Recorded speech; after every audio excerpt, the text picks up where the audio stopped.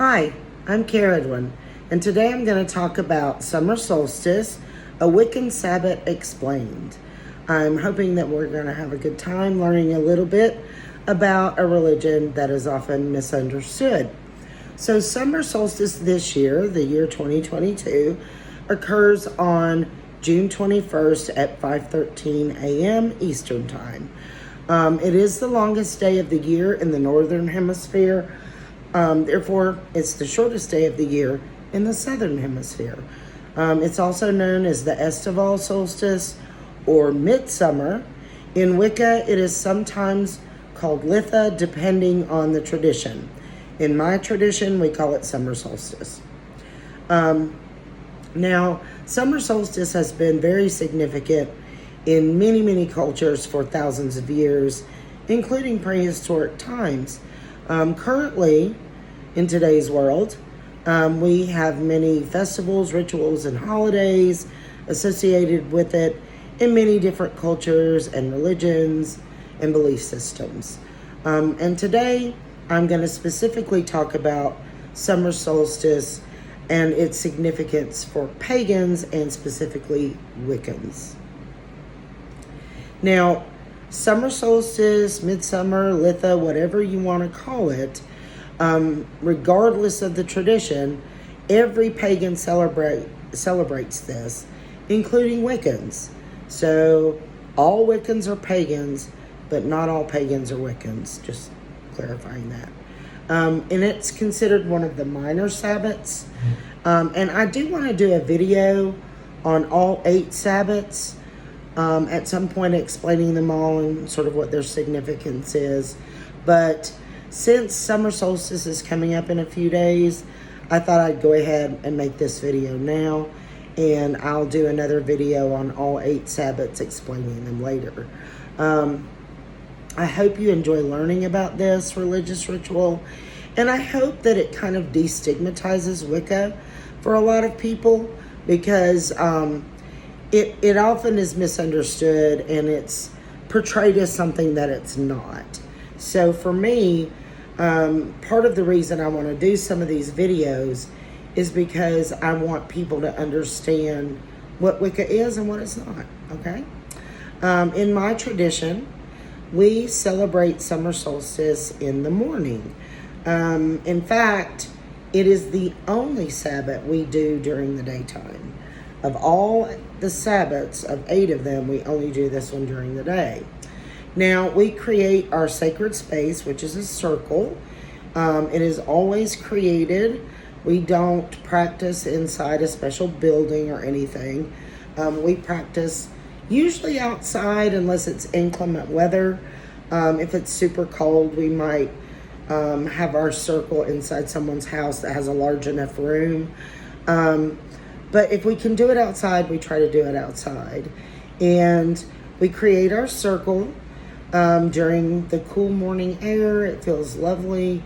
The circle is delineated with flowers. Normally we use like red yarn or something. But for this particular Sabbat, we decorate it with flowers around the outside of the circle. And we also decorate our altar with flowers. And we generally tend to use white or some kind of very pale candle on the altar. We also use during this Sabbat, and not all Sabbats do we do this, but this one we do, we use a cast iron cauldron. Now, it's not like humongous like you might be picturing. For one thing, it's kind of hard to find them like super large anymore. I saw one, goodness, maybe 20 years ago at some country store. I don't even remember where. But anyway, mine is, it's fairly small. It's not very large. And the fuel that we use in this, like we're wanting a quick burning fire, is 120 proof grain alcohol. And what we do is we light the cauldron, and then we jump over the fire in a ritual that is really a symbolic cleansing. And this is actually possibly thousands of years old. We know that in the past, and this happened a lot in Celtic areas of Europe, Celtic regions, Celtic cultures, they would have two large bonfires next to each other with, a fairly large space between them. And what they would do is human beings, cattle, goats, horses, other livestock of whatever, ilk would pass through between these two bonfires in also a ritual symbolic cleansing. And that is a fairly common theme in Wicca. There's usually a ritual cleansing either with water or fire, sometimes both. Now, we don't burn ourselves or anything. We're not like, sadomasochists. Nobody does that. We just jump over it, and we're very careful. We know, it's kind of dangerous. So we're usually, that's one reason the cauldron's so small. Some of us are getting on in years. We can't be doing no hurdling of large cauldrons. Now, we also usually have a mirror to reflect the sun or the god. We associate the god with the sun, and we associate the goddess with the moon. Okay, so that's going to become significant in a moment. Now, summer solstice is considered a time of great magical power. So it's a really good time to do some spell casting or rituals about career, business, or finances. So if you're looking for a new job or want a promotion, or you want to start a new business, or you just need more abundance in your life, you need more money, you need a raise, whatever, this is a good time to do that ritual. Now, that's not to say you can't do those kinds of spells at other times. You can, but this is a particularly good time to do it.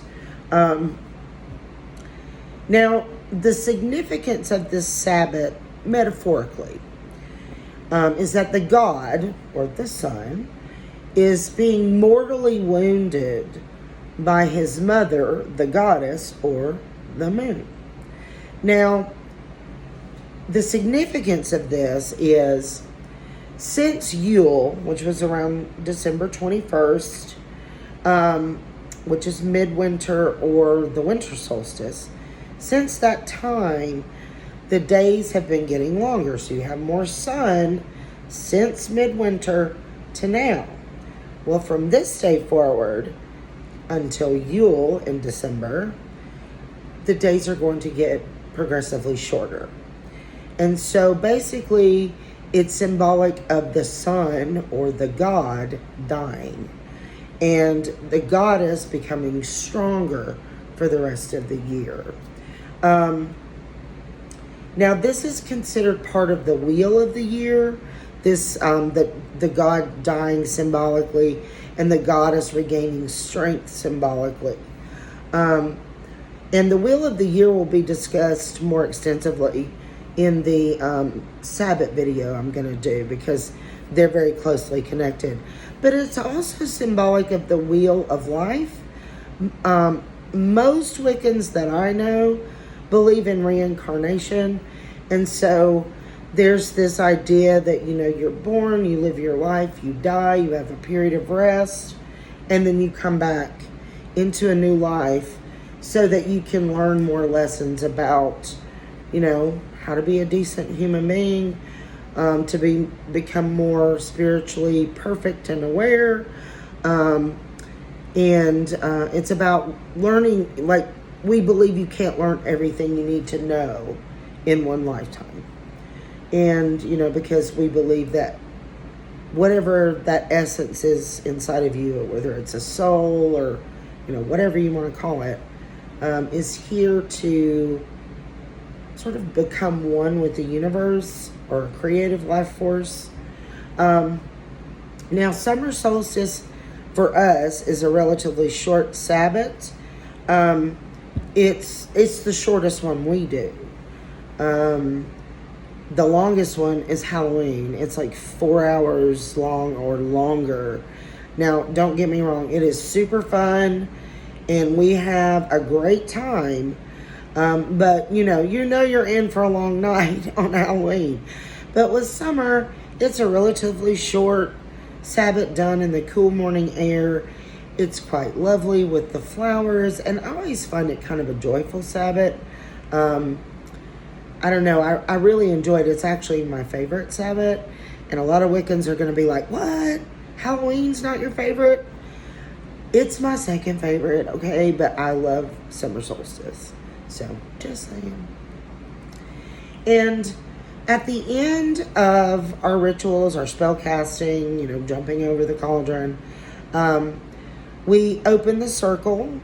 There is a ritual for closing the circle and then opening it so that we can leave and we, sort of banish the sacred space. And then we break our fast with some wonderful breakfast delicacies. Usually we'll have like croissant, maybe some delicious jam or marmalade of some kind. We might have a breakfast quiche. And there will be alcohol. It might be like a light summer wine. We might have mimosas. But that is fairly typical of most Wiccan Sabbats and Esbats, which are full moon rituals. Almost always with our feasting after circle, we have alcohol involved. Now, we don't get rip-roaring drunk or anything. It's just part of the celebration. It's almost a ritual itself. You have feasting and wine.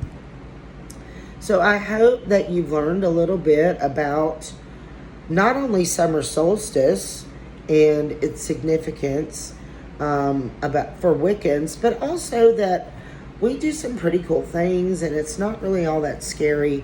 And that, it's one of my favorite Sabbats. It's actually my very favorite Sabbat. As always, please live long and prosper. Blessed be. Peace.